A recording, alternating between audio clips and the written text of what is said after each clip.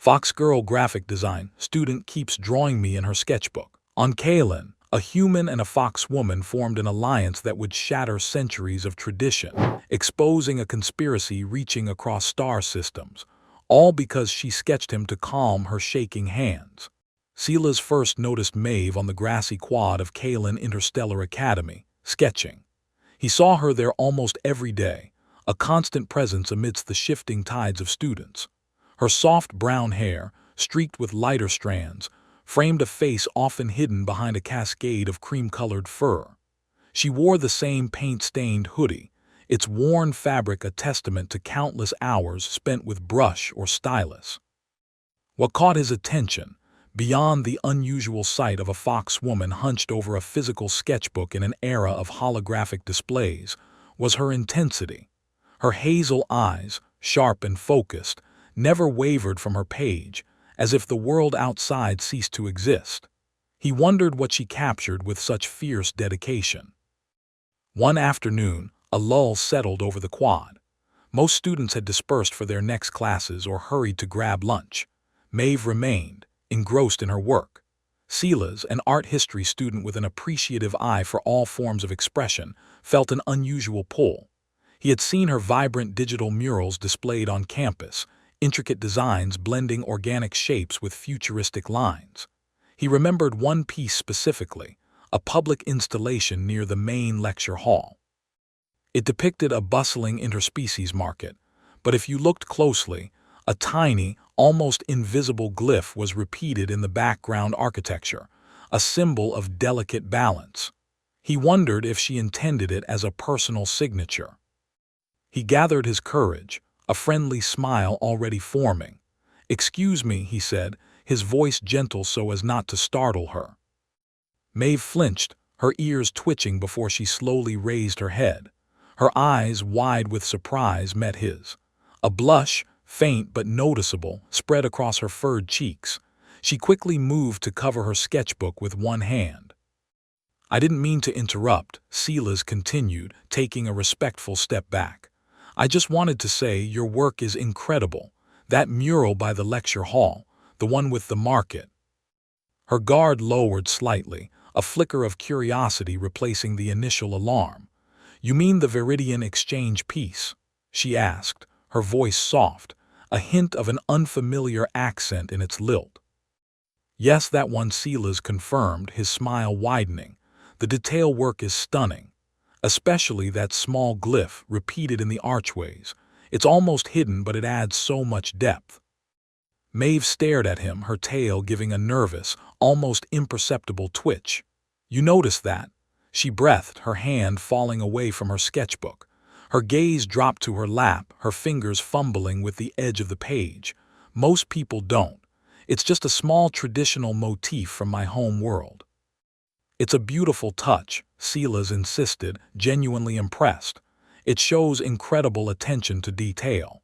You're a graphic design student, right?" "Yes," she mumbled, still not quite meeting his eyes. She picked up her charcoal stick, turning it over and over in her grasp. The tremor in her hands was suddenly visible. "I am Maeve." "Silas," he offered, extending a hand. She hesitated for a moment, then lightly touched her fingers to his. Her hand felt warm, delicate. "I hope I haven't bothered you. I just really admire your talent." Maeve took a deep breath, her shoulders rising and falling. She looked at him directly then, her hazel eyes holding a raw honesty that disarmed him. "No, you haven't bothered me, Silas. It's just that I get easily flustered." And she paused, glancing at the partially covered sketchbook. "I was drawing you." Silas felt a jolt of surprise, a warmth spreading through him. He hadn't expected such directness. "Oh," he said, a small laugh escaping him. "Is that so? I thought I noticed you looking this way sometimes." Her ears drooped slightly, a sign of her unease. "It's not, I don't mean to be strange. It's just when I get overwhelmed or my anxiety is bad, drawing helps. And you're often here in a quiet corner reading. You're a very still subject." She gestured vaguely at the bustling campus around them. "Kaylin is very different from Viridia. The academy program, the deadlines, the pressure. It can be a lot. Drawing helps me focus, calm my hands." She held them up, and Silas saw the slight tremor again, more pronounced now. Silas's expression softened with understanding. He had seen similar struggles in other students, though rarely articulated with such quiet vulnerability. "I understand," he said gently. "It sounds like you're under a lot of pressure." He thought of the intricate detail in her public work, the sheer effort it must take. "Your home world, Veridia, has strict artistic traditions, doesn't it? I've read a little about them in my art history modules." Maeve nodded, her gaze distant for a moment. "Very strict. The Guild of Pure Forms dictates everything. Deviation is discouraged. My family expects a lot. My place at Kalen, it's a huge opportunity but also a burden." She sighed, a small, weary sound. "I often feel like I'm balancing on a knife edge." Silas felt a profound empathy for her. Her honesty, her quiet admission of vulnerability pulled at something within him. He saw not just a talented artist, but someone struggling beneath a weight of expectation. "Well," he began, a genuine idea forming in his mind. "If drawing me helps, I could, pose for you, properly. Whenever you need to calm your hands or just want a subject. I'm usually around. I could even bring a book. Stay still." Maeve's eyes widened again, a different kind of surprise this time, mixed with a hesitant hope. Her tail gave another small, almost involuntary twitch, but this time it seemed less nervous, more curious. "You would?" she asked, her voice barely a whisper. "You wouldn't mind?" "Not at all," Silas assured her, his smile warm and genuine. "I'd be happy to. Art is important, and if I can help you find a little peace, then that's a good thing. We could even schedule it if that makes it easier for you." He gestured around the quiet quad. "Maybe after classes when it's like this." A small, genuine smile touched Maeve's lips, chasing away some of the tension in her face. It transformed her features, revealing a gentle beauty. The tremor in her hands seemed to lessen. "That would be incredibly kind, Silas," she said, her voice gaining a little strength. "Thank you, really." Silas felt a spark ignite between them, a warmth that had nothing to do with the afternoon sun. It was the quiet understanding, the shared moment of vulnerability and unexpected generosity. He had only meant to offer a compliment, but he had found something far deeper. A connection, forged in the quiet vulnerability of an artist and the simple empathy of a stranger. "It's no trouble at all, Maeve," he replied, his gaze holding hers. "Consider it done." Consider it done.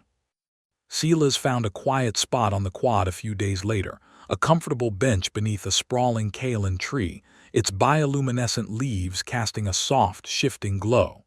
He opened his reader, ready to pose. Maeve arrived shortly after, her digital sketchbook clutched in her hands, her tail giving a nervous flick. She settled opposite him, a small distance away, setting up her portable easel. "Ready when you are, Maeve," Silas said, offering a reassuring smile. He adjusted his posture, finding a relaxed, natural position. Maeve nodded, her gaze already fixed on him. Her initial strokes were hesitant, almost tentative, a stark contrast to the bold lines of her public murals. Silas watched her, not overtly, but he observed the slight tremor in her hands as she worked, the focused furrow of her brow. He remained still, a silent anchor. As the days turned into a routine, their sessions became a quiet ritual.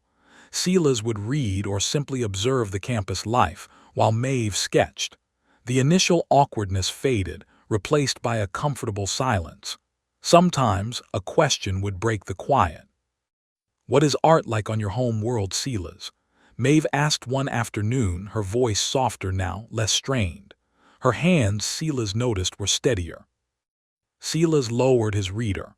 "On Earth, it's incredibly diverse. We have so many forms, so many philosophies. It's about expression, emotion, challenging perceptions. There's freedom in it. Artists push boundaries, explore new ideas constantly." He paused, considering. "It's a reflection of human experience in all its messiness and beauty." Maeve hummed a low, thoughtful sound. "On Veridia it is structured, organized. We have the Guild of Pure Forms. They dictate much of what is considered true art. Tradition is paramount. Precision, adherence to established styles, that is what is valued most." Her voice held a subtle undercurrent of weariness. Innovation is often seen as deviation, not progress. Silas listened, sensing the weight of her words. That sounds incredibly restrictive. Does it leave room for individual voice? Maeve averted her gaze for a moment, focusing on a detail in her sketch. Not much. We are taught to master the forms, to honor the past, to replicate beauty, not necessarily create something entirely new from within. She looked back at him, a flicker of something raw in her eyes. My program here at Kalen is meant to broaden my horizons, but the expectations from Veridia remain absolute. Silas understood. He saw the conflict in her, the clash between her innate artistic spirit and the rigid dogma she carried. It must be difficult, balancing those two worlds. It is, she admitted, her tail giving a slow, almost melancholic swish. Sometimes I feel I am two different artists, and neither is truly me. Their conversations continued over subsequent sessions, touching on various aspects of their lives at Kalen. They discussed the diverse student body, the challenges of interspecies communication, and the intricate bureaucracy of the academy. Silas found himself sharing stories of his own anxieties, his initial struggles with adapting to Kalen's advanced technology and complex social dynamics. Maeve, in turn, spoke more openly about her academic pressures, her fears of failing to meet her family's formidable expectations. They discovered a shared sense of being outsiders, even in a place designed for diverse integration. This common ground, unexpected and comforting, deepened their connection. One brisk Kalen morning, Silas spotted Maeve in the digital rendering lab, her fur bristling with frustration. Her usually organized workstation was a chaotic mess of data slates and a flickering holoscreen. He paused at the doorway, observing her for a moment before approaching. Her tail was lashing, a clear sign of distress. "Everything all right, Maeve?" he asked gently. She jumped, startled, her ears swiveling towards him. "Silas, I know, not really. This rendering program, it's not cooperating. The assignment is due in 2 cycles and it keeps crashing. I can't get the volumetric projections to stabilize."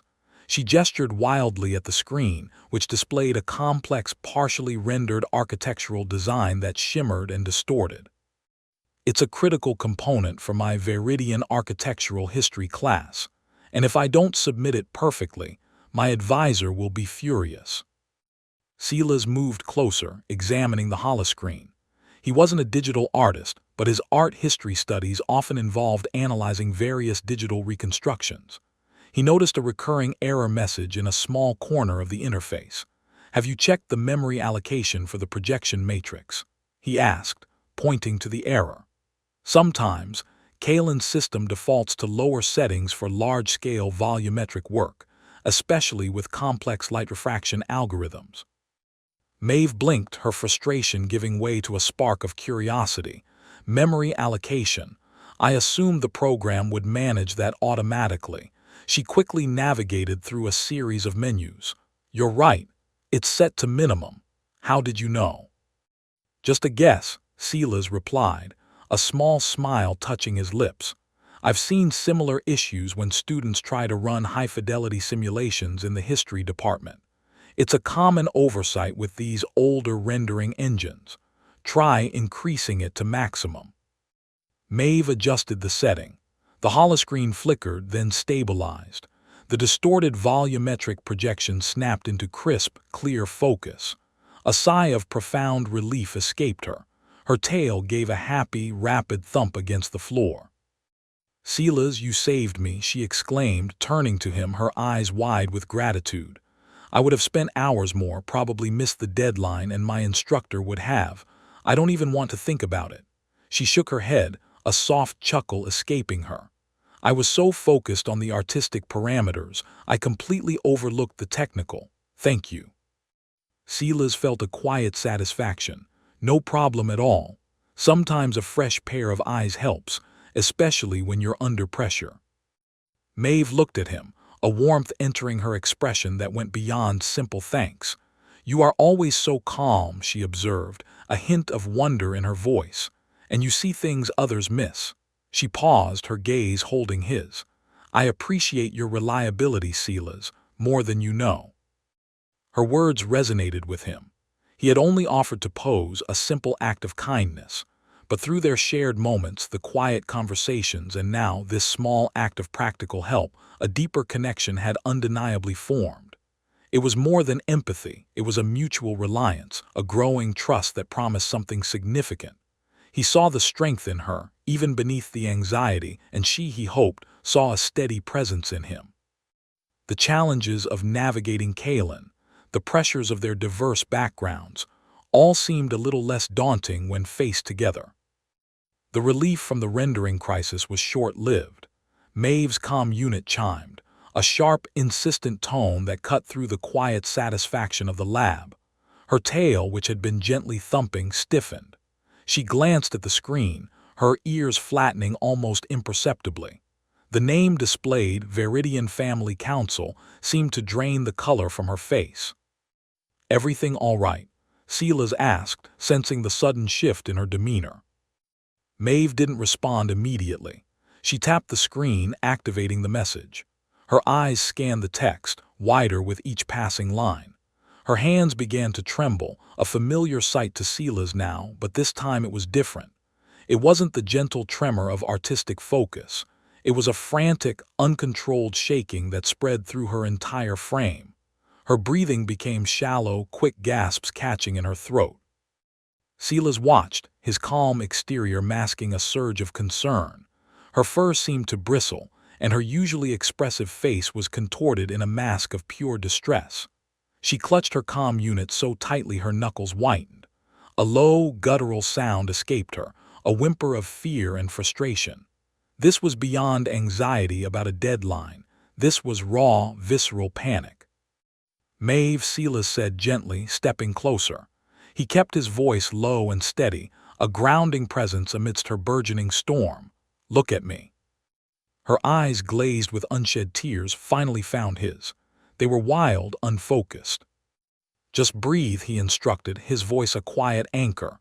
"Match my breathing, slow and deep. Can you do that?" He demonstrated, taking a slow, deliberate breath, then exhaling just as slowly. Maeve watched him, her chest heaving. She tried to emulate him, but her breaths remained ragged, catching in her throat. "It's all right," Silas continued, maintaining eye contact. "You're safe here. Nothing is happening right now, just focus on your breath. In, out." He moved a hand slightly, indicating the rhythm.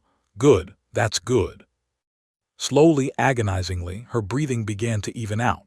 The frantic shaking lessened, though a persistent tremor still ran through her limbs. Tears welled in her eyes, finally spilling over and tracing paths down her cheeks, but the wildness began to recede, replaced by a profound weariness. She slumped against a nearby console, the comm unit still clutched in her hand. They want to pull me," she whispered, her voice hoarse, barely audible. "My grades, my performance. They say I'm deviating, not adhering to the path." Silas remained silent for a moment, letting her gather herself. He offered no platitudes, just his quiet, unwavering presence. He knew from their earlier conversations that the path was tied to Viridian artistic traditions. "What does deviating mean?" he asked softly when she seemed calmer. Maeve took another shaky breath. "It means my work here at Kalen, my digital murals, they're not traditional enough for Viridia. My family, they have expectations, high expectations, for me to elevate our lineage through art." She looked at the comm unit, then back at Silas, her vulnerability stark. "The Guild of Pure Forms, they monitor everything. They control everything artistic on Viridia. They dictate what is considered art, what is worthy, and my family is deeply connected to them." She explained how the Guild's influence permeated every aspect of Viridian artistic life, from academy curriculums to public commissions. Their strictures valued precision, symmetry, and adherence to ancient, revered forms, often shunning innovation or individualistic expression. Maeve's digital murals, with their organic flow and emotional depth, were seen as a departure, a betrayal even of her heritage. "My scholarship, my place here at Kalen, it's all contingent on their approval," Maeve confessed, her voice thick with despair. They want me to return, to pursue a more appropriate artistic path. They said if my next major project isn't in line with Viridian principles, they will withdraw their sponsorship. Her words painted a vivid picture of a life not her own, an artistic soul trapped by centuries of rigid expectation. Silas saw the burden she carried, the conflict between her innate talent and the crushing weight of tradition. He understood now why her hands shook, why anxiety was her constant companion. She wasn't just an artist. She was a vessel for her family's ambition, an instrument of a powerful artistic authority. "But your work is incredible, Maeve," Silas countered, his tone firm. "Those murals, they speak.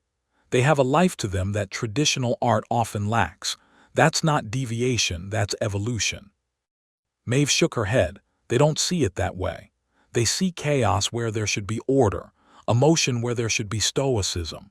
They want me to create pure forms, devoid of individual interpretation, merely echoing the past." Her gaze drifted to her hands, still trembling slightly. "I feel like I'm losing myself, Silas, like I'm being erased." A quiet resolve settled over Silas. He had witnessed her talent, her passion, and now her profound pain. He saw a way to help her, not just technically, but artistically, emotionally. "What if we found a way to bridge those worlds?" Silas suggested, his eyes alight with an idea. "Your talent is undeniable, Maeve. And my perspective from Earth, from a culture that celebrates diversity in art, it's very different from Viridia's. What if we combined them?" Maeve looked at him confused. "Combine them how?" "A collaboration," Silas elaborated, a thoughtful expression on his face. "A joint art project. We could blend our styles. Your digital precision, your innate sense of form with human emotional depth, with the kind of organic, expressive elements you naturally gravitate towards. It wouldn't be purely Viridian, but it wouldn't be purely human either. It would be something new, something uniquely yours, born from both worlds." He leaned forward slightly, his earnestness palpable. "It could be a way for you to find your own voice, Maeve. To process this internal conflict, to show them that art doesn't have to be limited by tradition. That it can grow, adapt, and still be profoundly beautiful. It could be your statement." Maeve stared at him, the suggestion hanging in the air. The idea was audacious, almost reckless considering the guild's strictures. Her family would be furious. Yet a spark, faint but persistent, ignited within her. It was a terrifying thought, but also exhilarating. The possibility of creating something truly her own, something that honored her talent without sacrificing her identity. "A collaboration," she repeated, testing the words. Her heart pounded, not from panic this time, but from a burgeoning sense of hope. "With you." Silas nodded, a gentle smile gracing his lips. "Yes, with me. We could show them the strength of unexpected alliances, the beauty in blending perspectives. What do you say, Maeve? Are you willing to try?" She looked at his steady, reassuring gaze, then at her own trembling hands, and finally back to the message on her comm unit, its threat still palpable. The fear remained, a tight knot in her stomach, but Silas's proposal offered a glimmer of defiance, a path forward that wasn't dictated by ancient rules. It was a chance to fight, not just for her scholarship, but for herself. A slow, determined nod began. "Yes, Silas," she said, her voice stronger now, laced with a newfound resolve. "I'll try." The word hung in the air, a fragile promise, an unspoken pact that opened a door to an uncertain, yet undeniably shared future. The digital canvas shimmered, a blank slate awaiting their combined vision. Silas and Maeve stood before it in the secure, private studio Silas had managed to reserve, a space meant for advanced collaborative projects. This studio offered both privacy and high-end rendering capabilities. "Where do we start?" Maeve asked, her initial resolve now laced with a tremor of artistic uncertainty. Silas gestured to the screen. "Your work always has such incredible structure, Maeve. The way you build forms, the underlying geometry.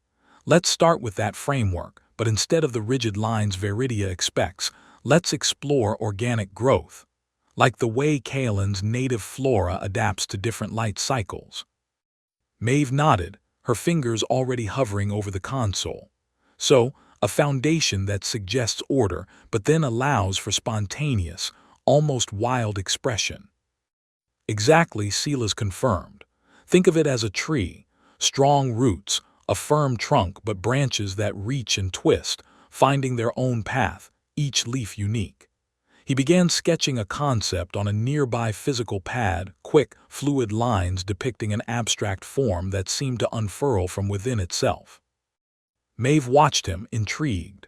Her own work often started with precise mathematical models, yet she yearned for the freedom his lines suggested. She took the lead on the digital interface, her hands moving with an instinctive grace. She began constructing a complex skeletal structure, a network of shimmering, almost translucent filaments. It was Viridian in its meticulous detail, but Silas's influence nudged her to allow subtle imperfections, slight asymmetries that hinted at life, not just flawless replication. Silas then brought in his contribution, overlaying textures and colors, drawing from Earth's vibrant biodiversity. He suggested layers of visual information that evoked emotional responses, not just aesthetic ones. He used sophisticated projection mapping to create moving light patterns that shifted across Maeve's structure, giving it a dynamic, breathing quality. Their dialogue flowed easily, a blend of artistic theory and technical instruction. "This is incredible, Silas," Maeve breathed one afternoon, stepping back from the evolving piece. It was a digital sculpture, a swirling vortex of interconnected elements, both precise and wildly expressive. It pulsed with an inner light, a visual heartbeat. "It feels like a part of me I didn't know how to express." "It's a part of both of us," Silas replied, a warmth in his voice. "And it's beautiful." Days turned into weeks. Their collaborative project grew, consuming their free time. The studio became their sanctuary, a place where their ideas intertwined and their connection deepened. One evening, after a particularly productive session, Silas noticed something amiss. "Did you save the updated rendering of the central core before we left yesterday?" he asked Maeve, scrutinizing the file directory. Maeve frowned, tapping her chin. "Of course, I always do. It's my last step." "Why?" "The timestamp on the core file is 2 days old," Silas pointed out, zooming in on the metadata. "And a few of the secondary texture files are corrupted. Just enough to be annoying, not enough to be catastrophic." Maeve gasped. "Corrupted, but how? The system runs daily diagnostics." They spent an hour restoring the files from a backup, a minor inconvenience but a jarring one. A few days later, a critical digital brush set Maeve had custom-built for the project vanished from her personal drive, only to reappear in a completely different, obscure folder. "This isn't just a glitch, Maeve," Silas stated, his voice low, his eyes narrowed in thought. He had been monitoring the studio's internal logs, something he picked up from his art history research into digital forgeries. The file relocation wasn't random. It was a specific move, then a deletion of the original path. And the core file corruption. It was precise, targeting only certain rendering parameters, leaving others intact. Maeve's hands began to tremble slightly. "Are you saying someone is doing this on purpose?" Her mind immediately flashed to the guild, to her family's threats. "It looks that way," Silas confirmed, his gaze serious. "These aren't accidents. They're too specific, too inconveniently timed.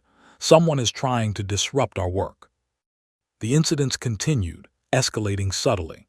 A project folder would suddenly be password protected, forcing them to waste time contacting system administration. A critical piece of their collaborative code would be subtly altered, introducing a rendering error that took hours to trace. Maeve found herself constantly checking and rechecking every file, every setting. Her anxiety, previously calmed by the art, began to resurface. "This is deliberate," Maeve said one evening, her voice tight with frustration after discovering a key algorithmic sequence had been completely wiped. "They want us to give up." Her eyes flashed with a steely resolve. "But we won't." Silas watched her, a surge of admiration filling him. The initial fear was still there, but now it was tempered by defiance. "No, we won't," he agreed. "But we need to be smarter. We need to understand who they are and why." Maeve grew fiercely protective of their work.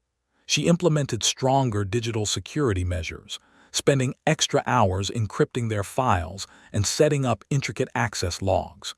She also became acutely aware of their surroundings. Her gaze lingered on students who seemed to watch them a moment too long, on the subtle shifts in the academy's security presence around their studio wing. "I think we're being watched, Silas," she murmured one afternoon, her voice barely a whisper as they walked through a crowded corridor. "Not just our project, us." Silas didn't dismiss her. He had noticed it too, the subtle shift in corridor traffic when they were present, the way conversations seemed to quiet just a beat too long as they passed. "Our alliance is unusual, Maeve," he acknowledged, keeping his voice neutral. "An interspecies collaboration of this nature, especially one that challenges established artistic norms, would definitely draw attention." "But this feels hostile," Maeve countered, her tail twitching with unease. "Like they don't just disapprove, they want to stop us." She tightened her grip on the small data slate she carried, which held a backup of their latest project iteration. "My family, the Guild, they believe in tradition, in purity of form.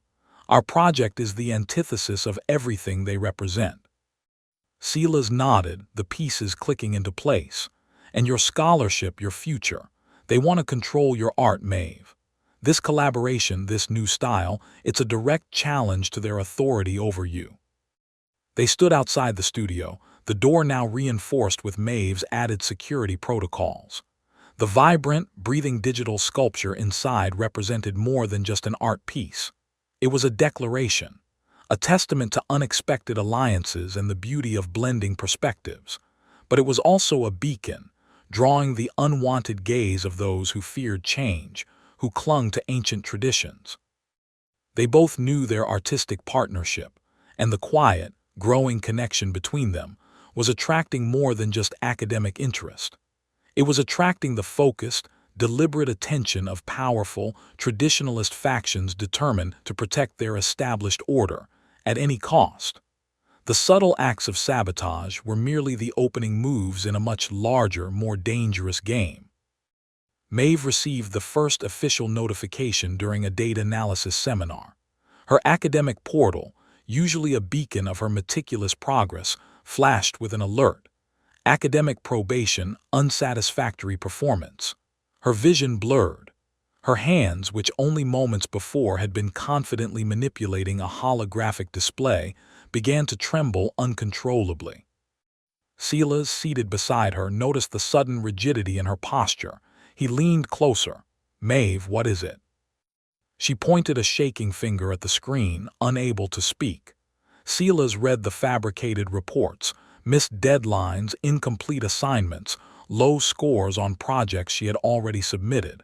He recognized the insidious nature of the attack. "This isn't right.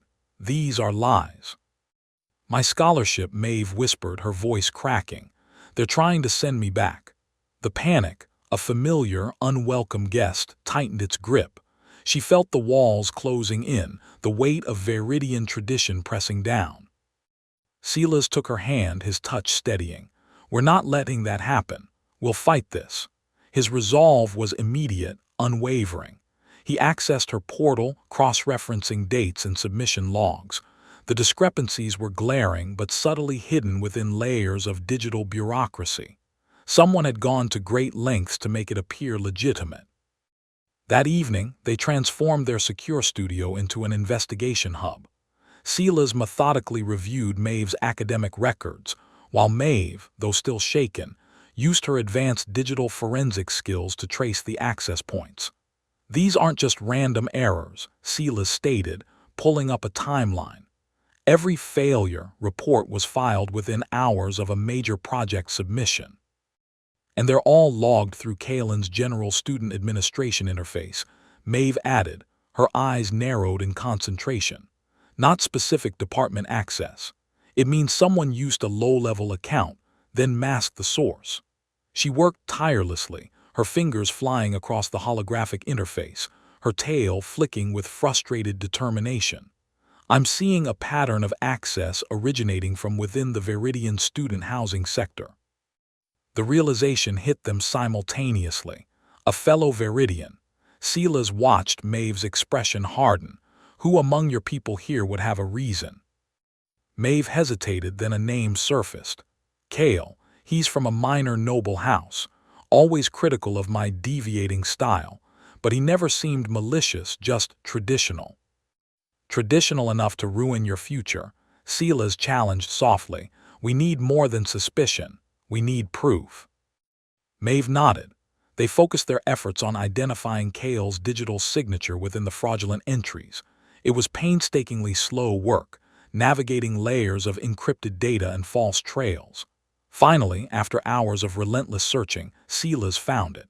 A unique, almost imperceptible digital watermark embedded in a seemingly innocuous system log. Here, he said, tapping the screen.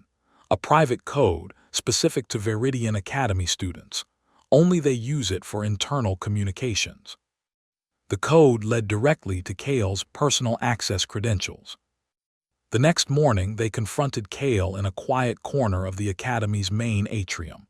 He was a lanky Viridian, his fur a muted gray, his expression usually aloof. When he saw them approach, his eyes widened, and a flicker of fear crossed his face. Kale, Maeve began, her voice firm. We know you've been sabotaging my academic standing. His composure crumbled. He stammered, I don't know what you're talking about. But his tail, usually held rigid, twitched nervously, betraying his lie. Silas stepped forward, holding up a data slate displaying the incriminating evidence.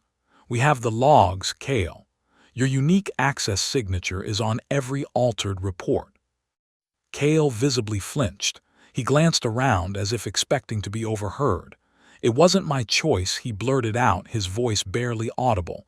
The guild, they made me. Maeve stared, a cold dread seeping into her. The Guild of Pure Forms, why would they involve you? Kale wrung his hands. They approached my family, offered them prestige influence if I cooperated. They said your art was a corruption, a danger to Viridian traditions. They wanted to force your return. He finally looked at Maeve, his eyes filled with genuine remorse. They threatened my family's standing if I refused. I had no choice. Silas felt a surge of protective anger. Force her return for what purpose, Kale? Just to control her art. Kale hesitated, then lowered his gaze. They want to arrange a marriage for Maeve, to a powerful family on Viridia, a family whose lineage is intertwined with the guild. It would secure their influence, and your artistic talent would be redirected, used to create works that strictly adhere to their traditions, glorifying their ancient ways. Maeve gasped, stepping back as if struck. The truth was far more insidious than she had imagined. Not just her art, but her entire life, her freedom, was being orchestrated.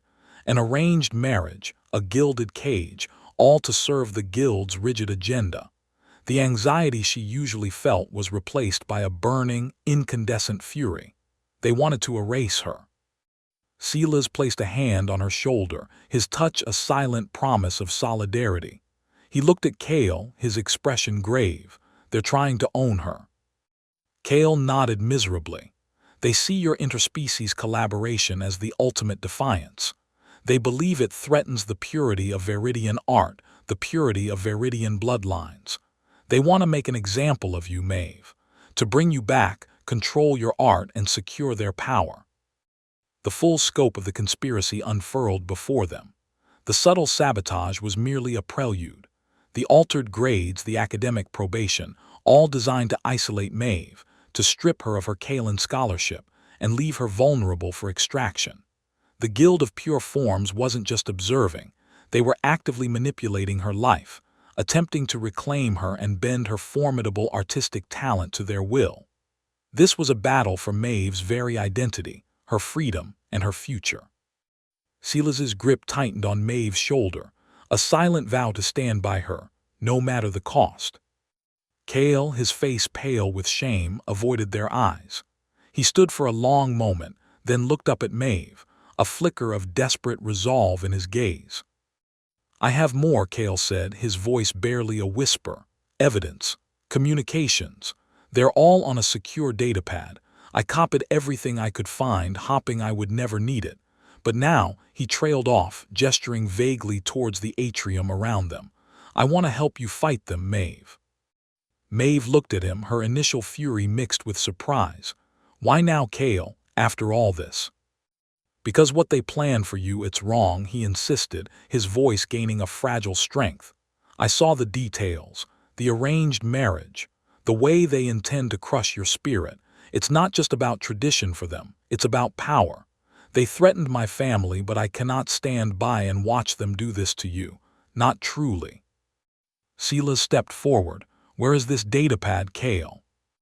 It's hidden in my personal locker, secured, Kale replied, glancing around nervously. Meet me at the north entrance of the student dormitories in 20 minutes.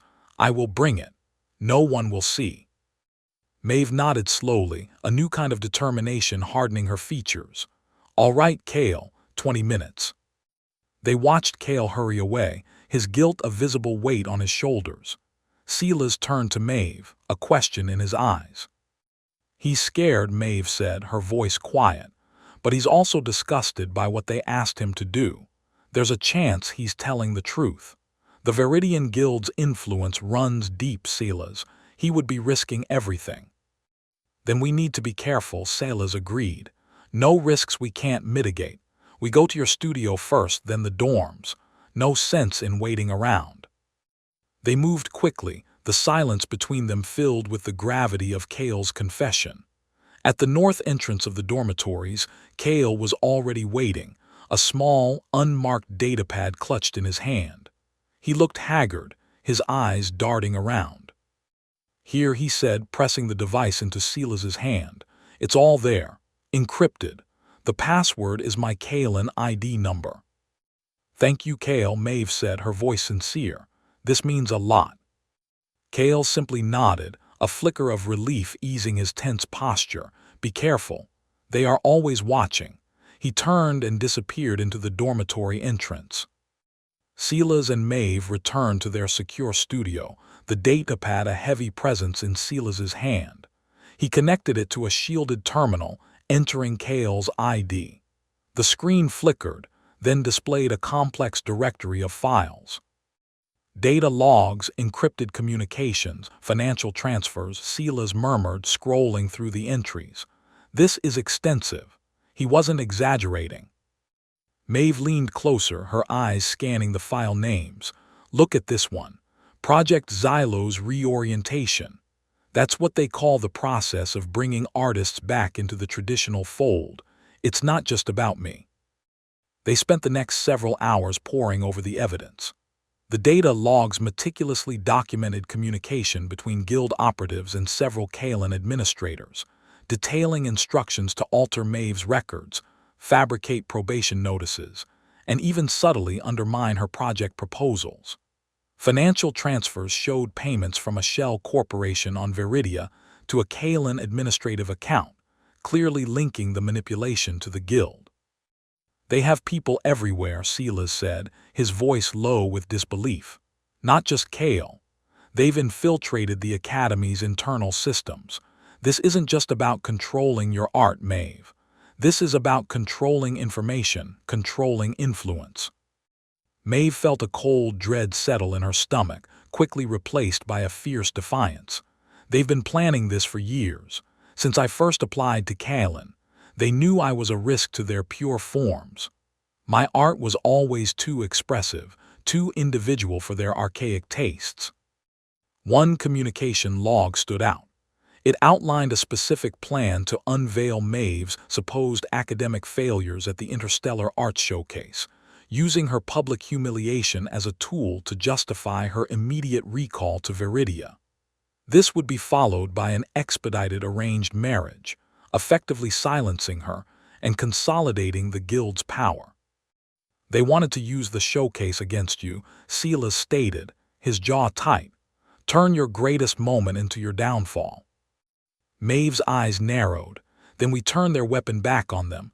We use the showcase to expose them, all of them. Silas looked at her, a spark of admiration in his gaze. "That's a bold move, Maeve, but it's risky. They'll try to stop us." "They're already trying to stop me," she countered, her voice firm. "We have Kale's evidence. We have our art. We have each other." A thought struck Silas. Kale. He has more than just these logs. He knows their internal structure, their contacts within the academy. He could be invaluable. Maeve considered this. He's risking everything, his family's standing, his own future. He wouldn't do this lightly. Silas opened a secure channel to Kale. "Kale, it's Silas. We've reviewed the data. It's damning. We need your help to expose them. At the Interstellar Arts Showcase." There was a long pause before Kale's voice came through, hesitant but determined. "What do you need me to do?" Silas outlined their nascent plan. "We need to corroborate these logs. Give us details about their Kalen contacts, any specific weaknesses. We need to prepare our presentation to expose them publicly, using their own tactics against them." Kale took a deep breath. "Their primary contact here is Administrator Reliant. He's been their inside man for years, managing the academic sabotage. He's meticulous but arrogant. He keeps detailed notes, often on a personal data slate he considers unhackable." "A personal data slate," Maeve repeated, a plan forming in her mind. "If we could access that, it would be irrefutable." "It's heavily encrypted," Kale warned, "and he never lets it out of his sight. Even when he's sleeping, it's beside his bed in his private office within the administration building." Silas's mind raced. "That's a challenge, but not impossible. We need to make this presentation undeniable. Our collaborative artwork can't just be a statement. It has to be the centerpiece of our counterattack." "Our art," Maeve said, looking at the unfinished digital sculpture on their studio screen. It was a swirling vortex of vibrant hues, blending Earth's organic forms with Viridia's crystalline structures, all imbued with a raw, emotional energy. It was a testament to their combined vision, a defiance of rigid boundaries. It's the ultimate expression of everything they fear: interspecies collaboration, freedom, individuality. "We will complete it," Silas affirmed, placing a hand over hers on the console. "We'll infuse it with even more of our story, our fight. We'll make it so powerful, so undeniable, that no one can dismiss it as mere deviation. It will be a beacon of truth." Their plan began to coalesce. Kale would continue to provide intelligence, mapping out the guild's network within Kalen and pinpointing vulnerabilities.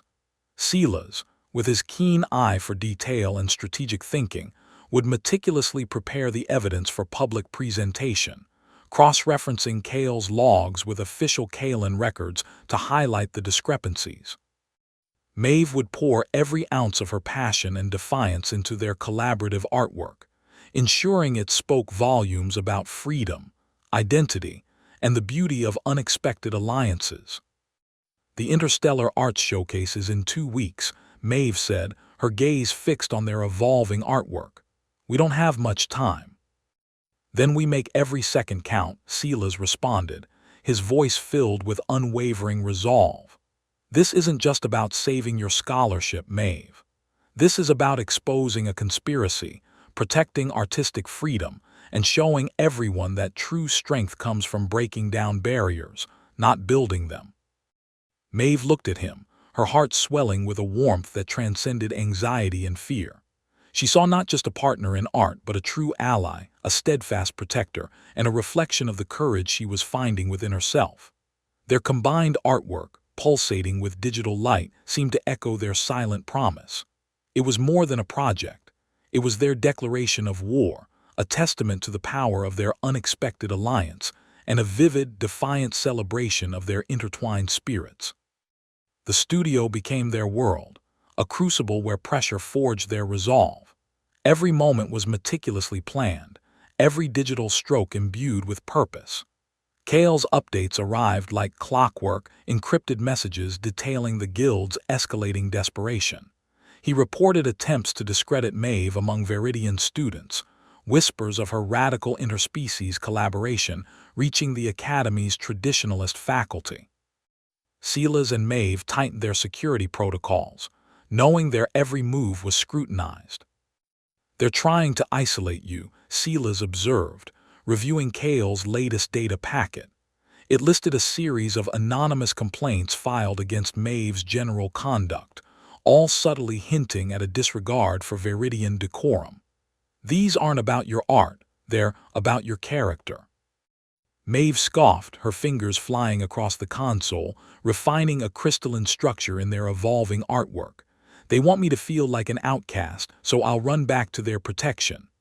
They underestimate my resolve." Her focus was fierce, but Silas noticed the subtle tremor in her hands. The pressure was immense.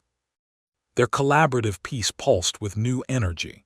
It had grown from a dynamic sculpture into a soaring, interconnected network of light and form. Human abstract lines intersected Viridian geometric precision, all anchored by a central, radiant core that seemed to breathe. It was a visual argument for unity, a vibrant rejection of segregation. Each layer told a part of their story: the initial rigid traditions, the intrusion of external forces, and the defiant blossoming of a new, shared vision. Silas spent hours cross-referencing Cale's logs with Kalen's public records, building a meticulous timeline of the Guild's interference. He found inconsistencies in administrative approval processes for student events, unusual data access logs, and carefully disguised financial transfers linked to a shell corporation the Guild used. "Their fingerprints are everywhere, Maeve, but they're not invisible." One evening, as the Kalen campus dimmed, Maeve slumped over the console, her shoulders heavy. A complex sequence of code had unexpectedly corrupted, undoing hours of delicate animation work. She stared at the screen, her ears drooping slightly. "It's a nightmare. I fixed that sequence an hour ago." Silas moved to her side, his gaze scanning the diagnostics. "It's a stealth-based corruption. Someone injected a nullifying code packet, very sophisticated." He began to work quickly, his fingers dancing over the interface, reconstructing the lost data. "Cale warned us about this. They're trying to exhaust us, make us miss the deadline." "They're succeeding," Maeve whispered, her voice tight with frustration. "What if we can't get it ready in time? What if all this work, all this risk is for nothing?" Her eyes, usually so sharp and determined, clouded with a deep-seated fear. Silas paused, looking at her, not the screen. "It won't be for nothing. We'll fix this. We always do." He watched her for a moment, sensing the fragile edge she was on. "What's really bothering you, Maeve?" She hesitated, then pushed back from the console, her gaze fixed on the floor. "I keep thinking about what they want. They want to control my art, control my life, force me into a marriage, make me a symbol of their pure traditions.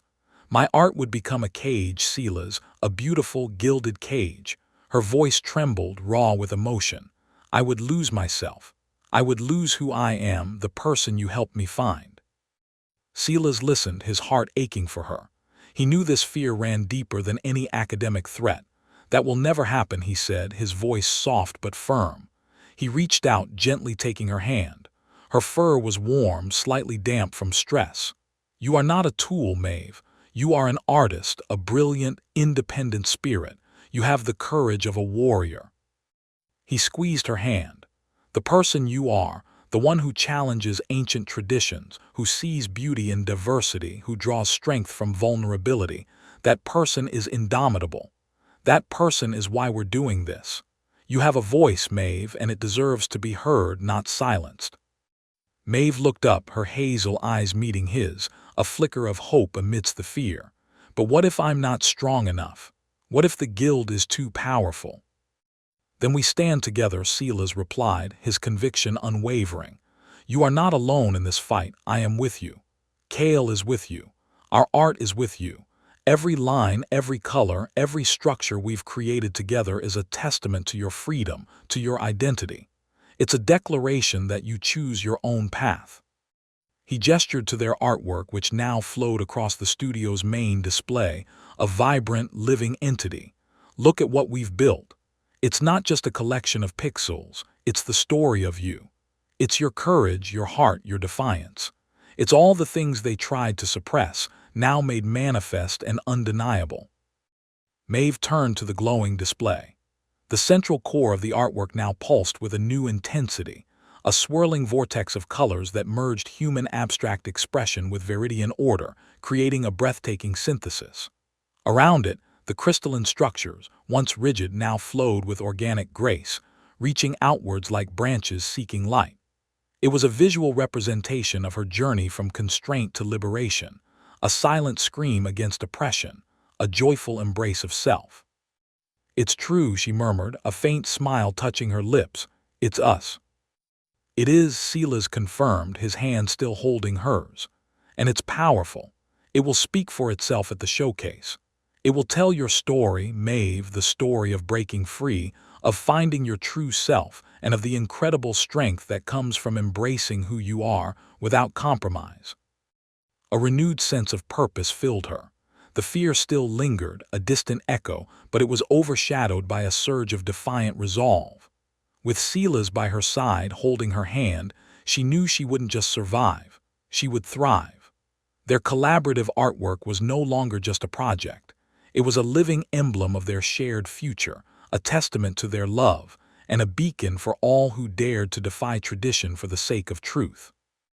The Kalin Interstellar Arts Showcase buzzed with 1,000 different languages and light patterns, a kaleidoscope of species and cultures converging in the grand exhibition hall. Their collaborative piece occupied the central dome, a shimmering, kinetic sculpture that defied easy classification. Silas stood beside Maeve, his hand brushing her arm, a silent anchor amidst the vibrant chaos. Her fur bristled slightly with nerves, but her gaze remained fixed on their creation. The artwork rotated slowly within its transparent energy field, a seamless blend of human abstract expression and Viridian crystalline precision. It began with the familiar, intricate geometric patterns Maeve had perfected, then fractured into a vibrant, swirling nebula of colors and organic forms, a direct reflection of Silas's influence. Tendrils of light, born from Kalin's advanced holographic projectors, pulsed within its core, mirroring a heartbeat. It was fluid, dynamic, yet anchored by an undeniable structural integrity. Audience members, a diverse mix of humans, Viridians, and dozens of other species from across the sector, murmured in appreciation. They pointed, their varied gestures indicating wonder and intrigue. Some leaned in close, their optical sensors or biological eyes attempting to decode the piece's complex layers. A few even mimicked the gentle sway of its light patterns, captivated by its emotional resonance.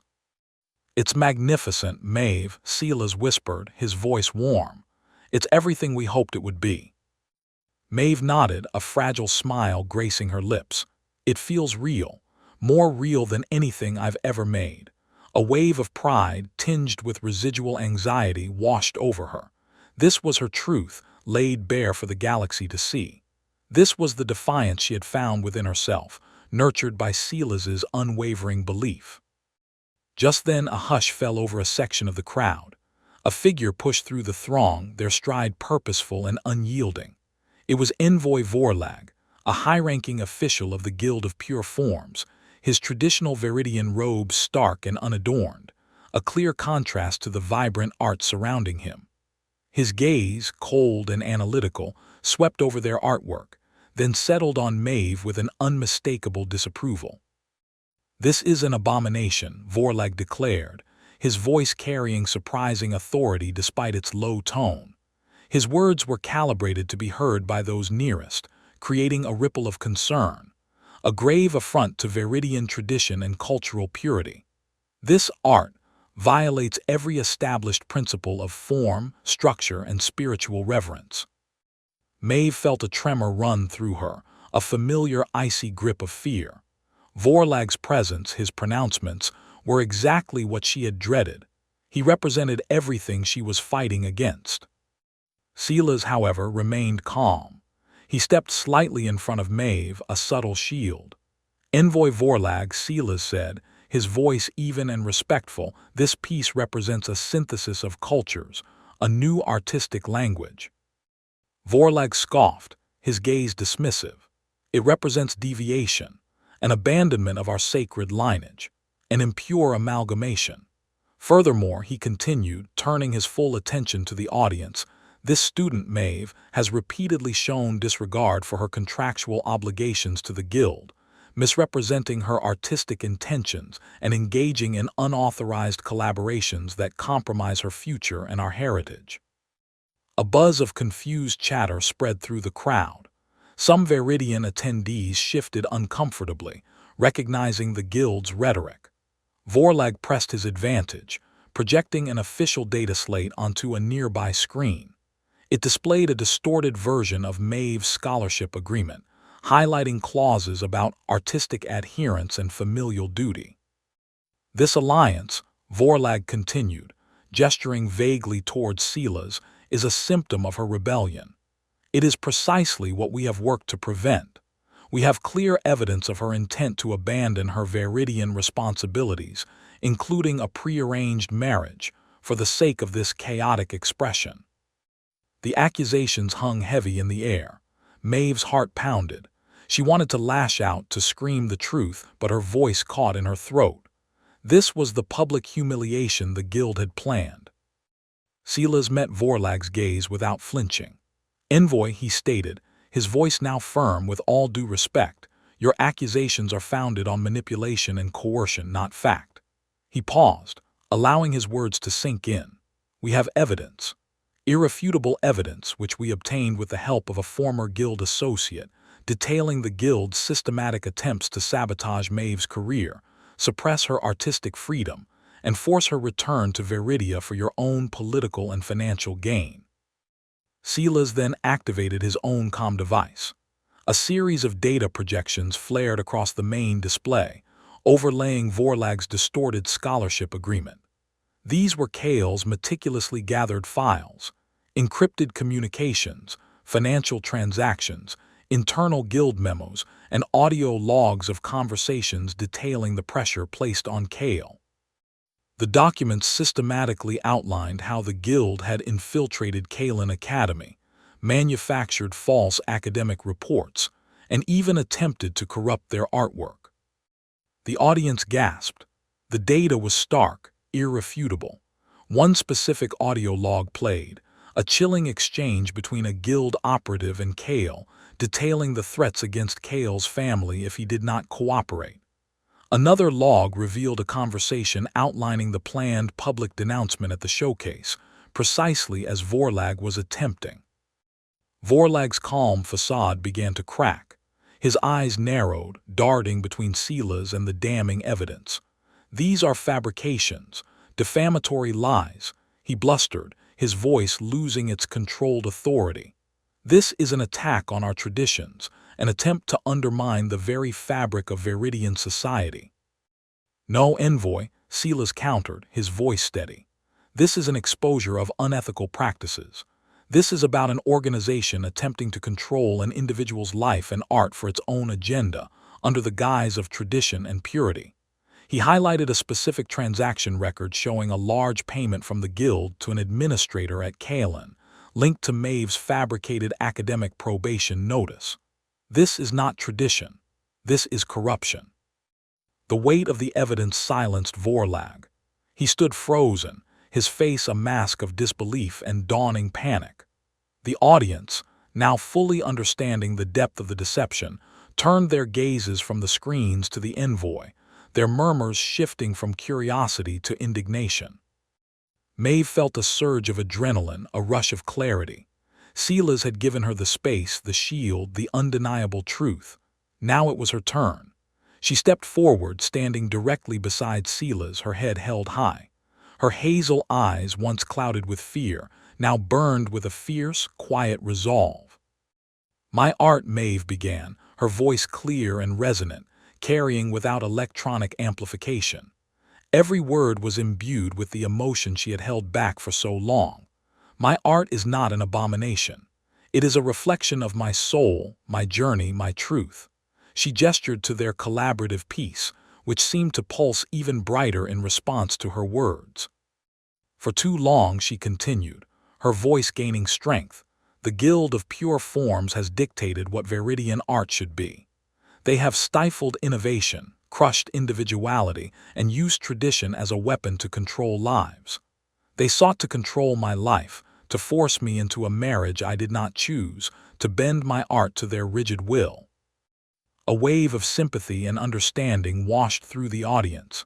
Many could relate to the struggle against oppressive forces, artistic or otherwise. But art is not meant to be caged, Maeve declared, her voice ringing with conviction. It is meant to explore, to evolve, to express the boundless diversity of life itself. My collaboration with Silas is not a betrayal of my heritage. It is an expansion of it. It is a testament to the beauty that arises when different cultures, different perspectives, merge and create something entirely new and powerful. She looked directly at Envoy Vorlag, her gaze unwavering. You speak of purity, Envoy, but true purity lies not in rigid adherence to the past, but in the integrity of the artist's spirit. My spirit is free. My choices are my own.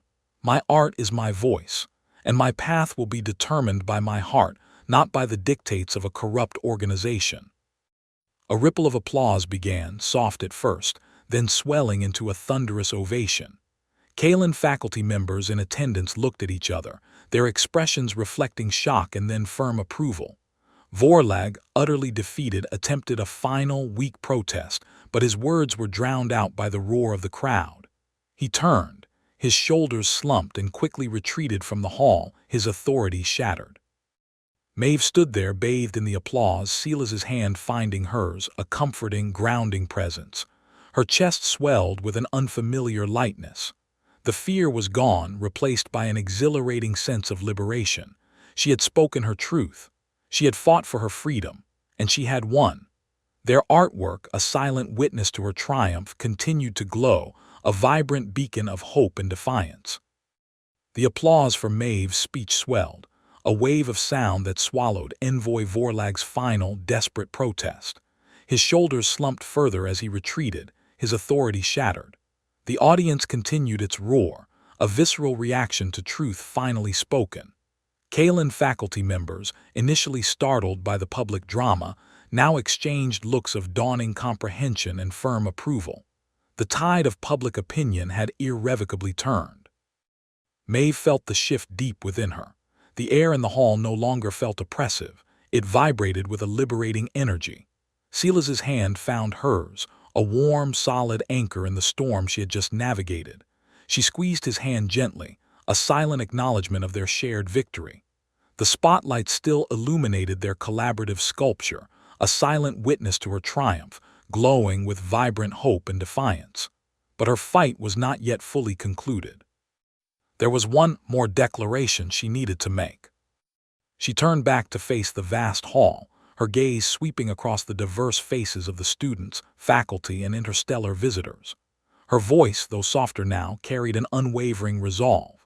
For centuries, the Guild of Pure Forms has dictated what Viridian art should be. They have stifled innovation, crushed individuality, and used tradition as a weapon to control lives. They sought to control my life, to force me into a marriage I did not choose, to bend my art to their rigid will. She paused, letting the weight of her words settle. But today I stand here not as a representative of their rigid traditions, but as an artist unbound, Maeve declared, her voice growing stronger with each word. I stand here as Maeve, an individual with my own vision, my own spirit, and my own path. My artistic journey from this moment forward will be defined by exploration, by innovation, and by the boundless possibilities that arise when cultures merge. She looked at Silas, a profound warmth in her eyes. It will be defined by the profound connection I have found here, a connection that has opened my eyes to a universe of creativity I never knew existed. Silas met her gaze, his heart swelling with pride and a deep, quiet affection. He had seen the transformation in her, from the anxious artist sketching in solitude to this radiant, powerful woman claiming her truth. He knew her declaration encompassed more than just her art. It was a full embrace of her identity, her future, and their shared connection. A murmur of agreement rippled through the hall. Many in the audience, particularly the younger students, resonated with Maeve's passionate plea for individual expression against outdated authority. A tall, distinguished figure stepped forward from the Kalin faculty section. Dean Aris Thorne, head of the Interstellar Arts Department, his expression grave but resolute, approached the podium. Envoy Vorlag's accusations and the evidence presented today are deeply disturbing, Dean Thorne stated, his voice resonating with authority. Kalin Interstellar Academy prides itself on fostering freedom of expression, intellectual curiosity, and interspecies collaboration. Any attempt to undermine these foundational principles, particularly through coercion and manipulation, is a direct affront to everything we stand for.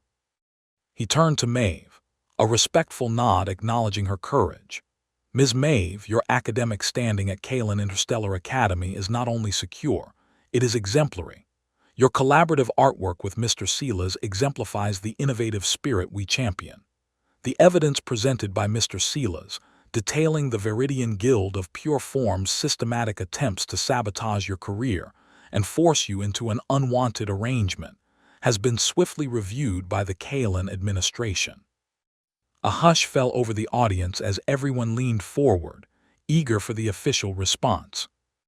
Effective immediately, Dean Thorne continued, his voice firm.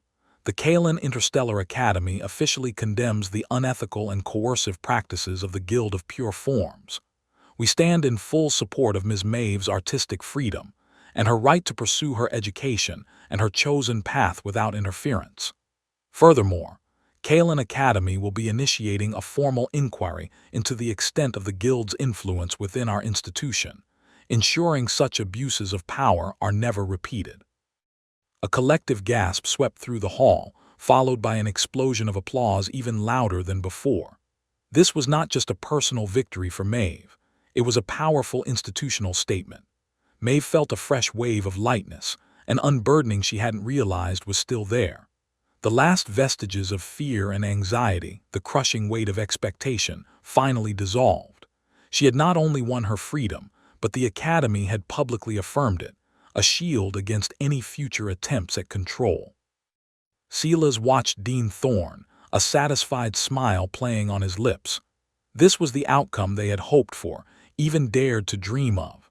The academic system, for all its perceived rigidity, had shown its capacity for justice when confronted with undeniable truth.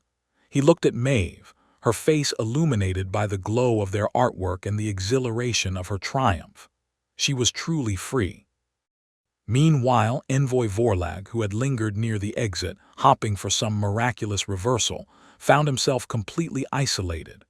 The Kalin administration's unequivocal condemnation, delivered with such authority, stripped away his last shred of credibility. He attempted to speak, perhaps to issue a final threat, but his voice was thin and reedy, lost in the triumphant roar of the crowd.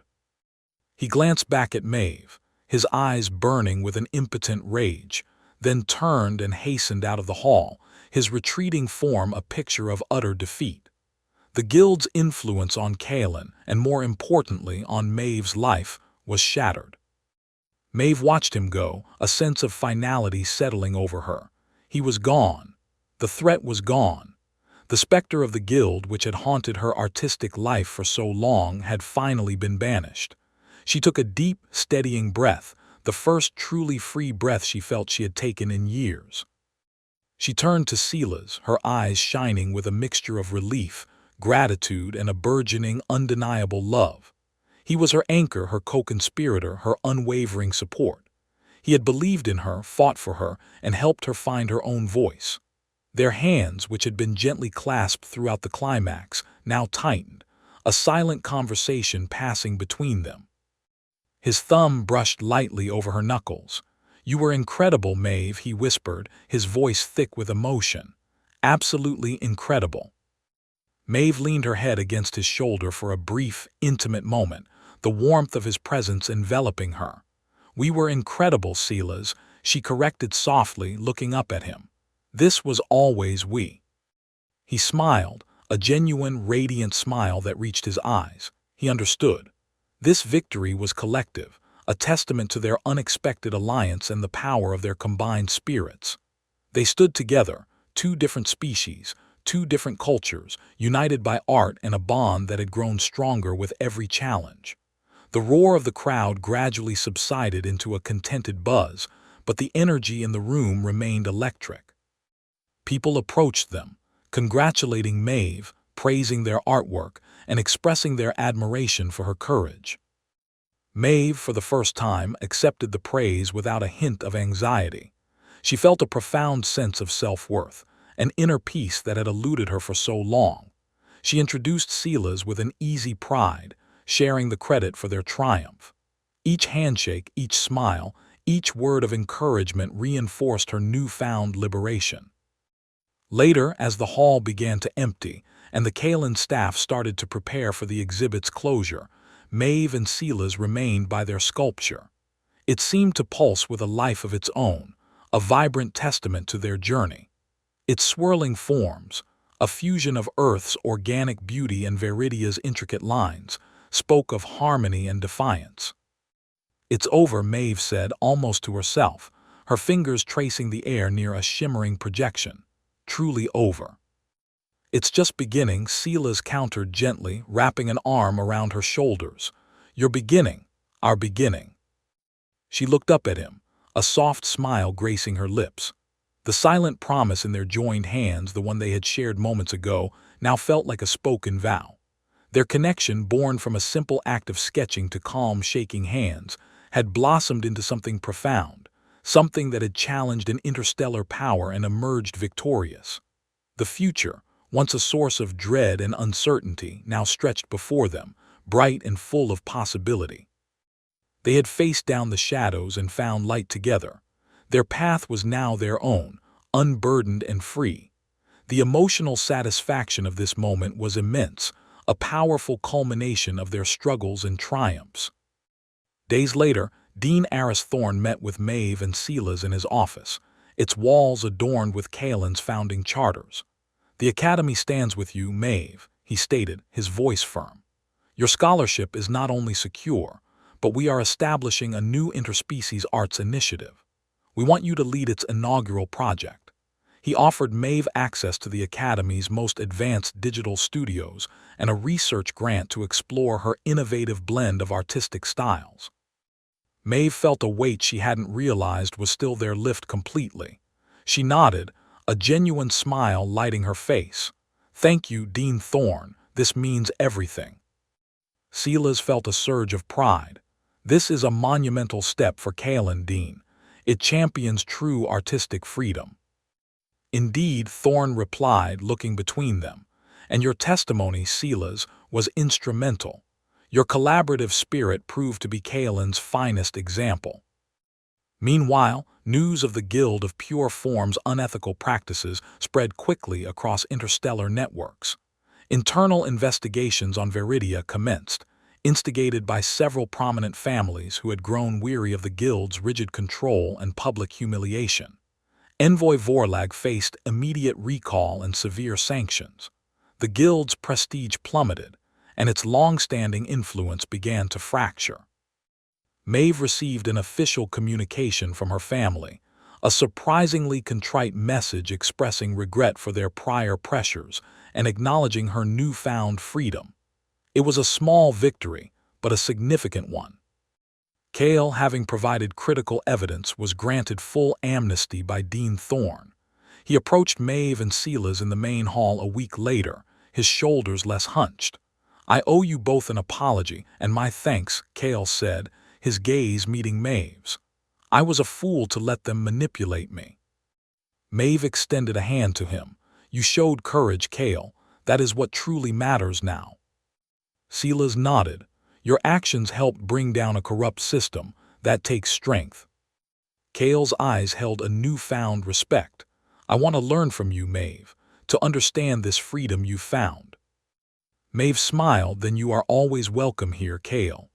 His relief was palpable, a testament to the power of forgiveness and a second chance. He spoke of pursuing his own art, free from the Guild's shadow. Freed from the crushing weight of anxiety and societal pressure, Maeve flourished. She spent hours in her new Kalen studio, the spacious room filled with shimmering holographic projections and a suite of advanced digital tools. Her hands moved with a newfound fluidity, no longer shaking but commanding. Her art pulsed with a vibrant energy, blending the intricate, almost architectural lines of Viridian tradition with the organic, fluid forms inspired by Earth's natural beauty. One piece, a sprawling digital forest, featured towering, crystalline trees that pulsed with inner light, their roots intertwining with delicate, ephemeral vines that shifted color with every simulated breeze. It was a living, breathing testament to cultural fusion.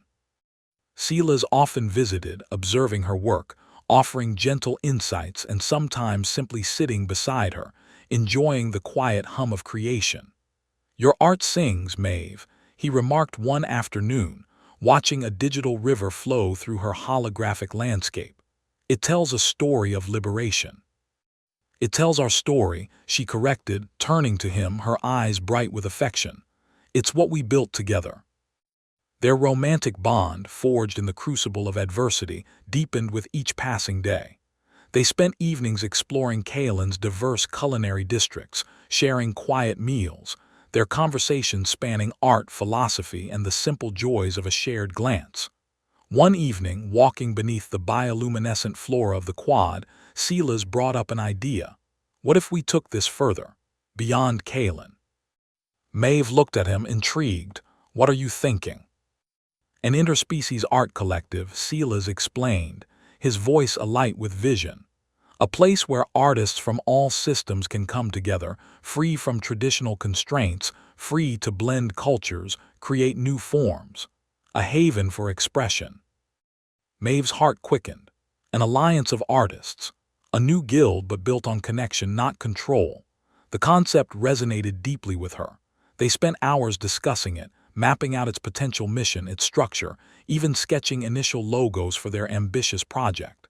Silas, with his vast knowledge of art history and cultural movements, envisioned it as a force for interstellar understanding.